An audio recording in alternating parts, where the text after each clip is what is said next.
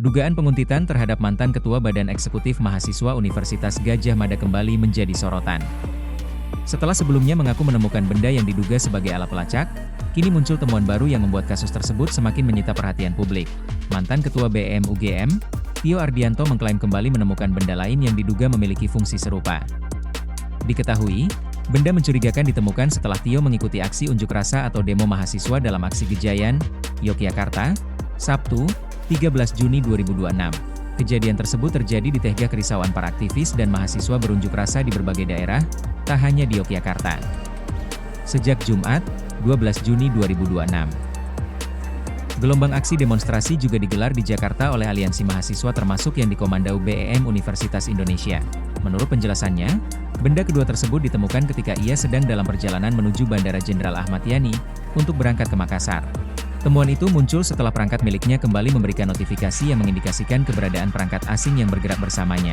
Menurut pengakuannya, notifikasi tersebut muncul beberapa waktu setelah temuan pertama menjadi perhatian publik. Karena merasa ada kejanggalan, ia kemudian melakukan pemeriksaan lebih lanjut terhadap kendaraan yang digunakannya sehari-hari. Dari hasil pemeriksaan tersebut, ditemukan benda lain yang diduga merupakan perangkat pelacak. Temuan kedua ini menambah daftar pertanyaan yang hingga kini belum terjawab. Pasalnya, keberadaan benda yang diduga pelacak sebelumnya juga belum sepenuhnya terungkap asal-usul maupun pihak yang memasangnya. Situasi tersebut membuat dugaan adanya pengawasan terhadap aktivitas mantan pimpinan mahasiswa itu semakin kuat di mata sebagian kalangan. Kasus ini menjadi perhatian karena terjadi di tengah meningkatnya aktivitas kritik dan advokasi yang dilakukan sejumlah kelompok masyarakat sipil terhadap berbagai isu publik. Karena itu, munculnya dugaan alat pelacak memunculkan kekhawatiran mengenai keamanan aktivis dan kebebasan berekspresi. Mantan Ketua BEM UGM tersebut menjelaskan bahwa dirinya awalnya mengetahui keberadaan perangkat asing melalui sistem notifikasi yang terdapat pada perangkat elektronik miliknya. Sistem tersebut mendeteksi adanya perangkat yang terus bergerak mengikuti lokasi pengguna dalam jangka waktu tertentu. Setelah dilakukan pengecekan, notifikasi serupa kembali muncul sehingga mendorong dilakukannya pemeriksaan lanjutan. Temuan baru itu kemudian didokumentasikan dan dilaporkan kepada pihak-pihak yang selama ini ikut memberikan pendampingan terhadap kasus tersebut. Sejumlah organisasi masyarakat sipil sebelumnya juga telah menyampaikan perhatian atas dugaan penguntitan yang dialami mantan aktivis mahasiswa tersebut. Mereka meminta agar dilakukan penyelidikan menyeluruh untuk memastikan apakah benar terdapat tindakan pengawasan tanpa dasar hukum yang jelas. Sementara itu, kasus ini berkembang menjadi isu yang lebih luas daripada sekadar temuan perangkat elektronik. Banyak pihak menilai persoalan utamanya adalah jaminan keamanan bagi warga negara dalam menjalankan aktivitas sosial maupun menyampaikan kritik di ruang publik.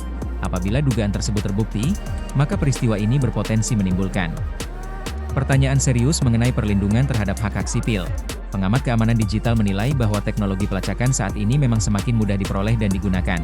Karena itu, setiap temuan perangkat semacam ini perlu diperiksa secara profesional agar dapat dipastikan fungsi, asal, serta pihak yang bertanggung jawab atas pemasangannya. Langkah tersebut penting agar proses penanganan tidak hanya berdasarkan dugaan semata. Di sisi lain, munculnya temuan kedua membuat perhatian publik kembali tertuju pada perkembangan kasus ini. Apalagi, temuan pertama sebelumnya telah memicu diskusi panjang mengenai keamanan aktivis, privasi digital, dan kemungkinan adanya praktik pengawasan terhadap kelompok-kelompok kritis. Hingga saat ini, belum terdapat penjelasan resmi yang dapat menjawab seluruh pertanyaan terkait keberadaan benda-benda yang ditemukan tersebut. Karena itu, berbagai pihak mendesak agar investigasi dilakukan secara terbuka dan transparan. Bagi mantan Ketua BEM UGM itu sendiri, temuan kedua menjadi alasan untuk semakin berhati-hati dalam menjalankan aktivitas sehari-hari. Ia menilai bahwa kejadian yang berulang tidak bisa dipandang sebagai peristiwa biasa dan perlu mendapat perhatian serius dari aparat yang berwenang. Perkembangan terbaru ini menunjukkan bahwa kasus dugaan penguntitan masih jauh dari kata selesai.